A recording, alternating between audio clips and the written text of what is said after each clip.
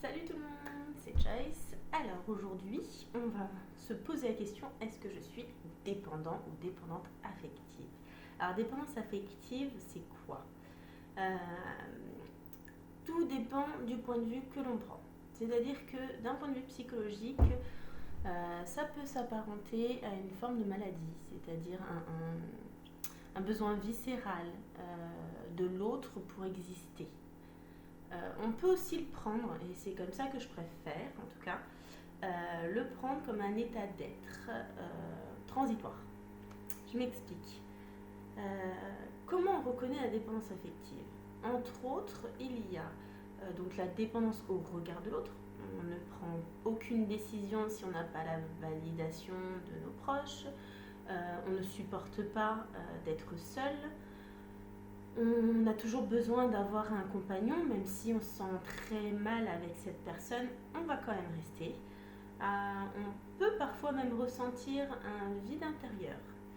Et il nous est quasiment impossible euh, d'exister sans le regard de l'autre. Alors, bon, décrit comme ça fait un portrait un peu négatif, mais il faut se dire qu'il y a beaucoup de monde en fait dans cette situation à des degrés différents. Je veux dire, c'est humain aussi d'avoir besoin de l'opinion de ses proches, c'est humain aussi d'avoir besoin d'amour et d'avoir envie de partager sa vie avec quelqu'un. Ça, il n'y a pas de souci là-dessus.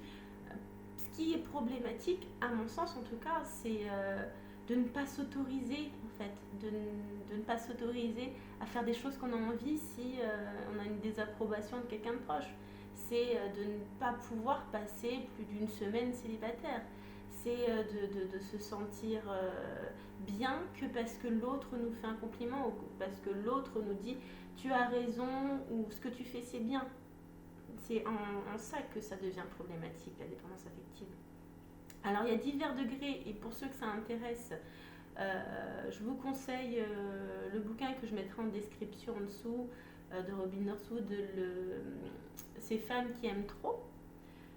Voilà, il est super intéressant, pas toujours facile à lire, je vous l'accorde, mais voilà, vous pouvez apprendre plein de choses. Comment sortir de cette dépendance affective? En tout cas, entamer le processus de guérison. Parce que voilà, quand on est dans la dépendance affective, il y a quand même beaucoup de souffrance qui est liée à ça. C'est-à-dire que, comme je vous le disais tout à l'heure, on peut rester dans un couple qui nous fait mal, qui détruit notre estime de nous-mêmes, qui nous étouffe par peur de la solitude, par peur de ne pas se sentir assez bien et de ne pas retrouver forcément quelqu'un d'autre. Alors moi, ce que je vous conseille, pour commencer en tout cas à sortir de ce processus, c'est déjà d'avoir conscience de votre schéma. Je veux dire, à partir du moment où on est en état d'ouverture et de compréhension de pourquoi on est dans cet état-là, de quels sont nos schémas de fonctionnement, est-ce qu'il y a le même type d'homme ou de femme qui vous attire, est-ce qu'il y a toujours le même processus dans la relation. Déjà, voilà, comprendre ça, c'est important. La deuxième chose, ça va être d'être dans un processus actif. C'est-à-dire de vous renseigner là-dessus, de comprendre le fond de tout ça, d'être en ouverture par rapport à ce changement, en disant voilà, je veux changer, je veux quitter ça, et je vais y arriver. Maintenant, reste à savoir qu'est-ce que je vais mettre en place, comment je vais faire. La dernière chose que je peux vous conseiller par rapport à ça, et on peut développer le sujet si ça vous intéresse, posez-moi les questions par rapport à la dépendance affective, je ferai des vidéos spécifiques, c'est soit de vous nourrir de beaucoup de lectures par rapport à ce sujet, soit de faire des formations en ligne ou des formations en présentiel, d'aller vous faire aider par un thérapeute, par un coach, n'importe qui pourra vous aider à guérir vos blessures. Parce que généralement, la dépendance affective, elle est souvent liée à la blessure d'abandon.